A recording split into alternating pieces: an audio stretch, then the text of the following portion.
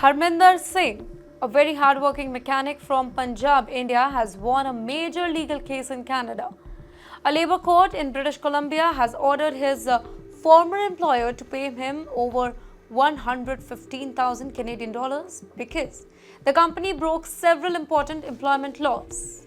Harminder came to Canada back in 2018 on a visitor visa, and later he got a job in Boyal Truck Repair Limited in Richmond, British Columbia.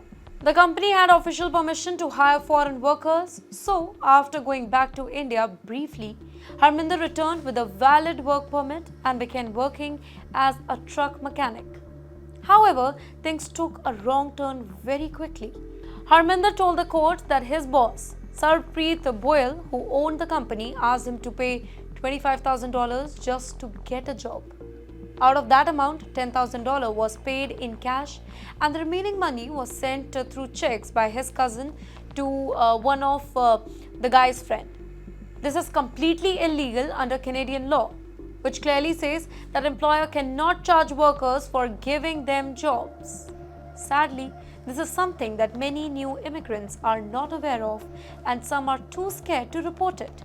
Also, during his time at the company, from July 2018 to October 2019, Harminder worked really hard, but he wasn't paid properly. The company failed to give him the correct wages for regular hours, overtimes, public holiday, and vacation days. He also didn't receive the proper payment that was entitled to after he stopped working over there. After that, the matter was taken to British Columbia Employment Standards Tribunal, where a legal officer named Shannon reviewed all the evidence. She found many problems with the company's record and the statements. In fact, she said that the company tried to confuse the investigation and gave false and misleading documents. Also, one of the most serious things was a fake logbook that was supposed to show Harminder's work hours. A handwritten expert confirmed that the entire logbook seemed to have written by just one person, and even the signatures weren't real. Then, after looking at everything very carefully, the tribunal ruled in Harminder's favor. The court awarded him a total of $115,574, which included money for unpaid regular wages, overtime, holiday pay, vacation pay, and compensation for the time that he worked. It also included $15,000 as a refund for the illegal job fee that he was forced to pay.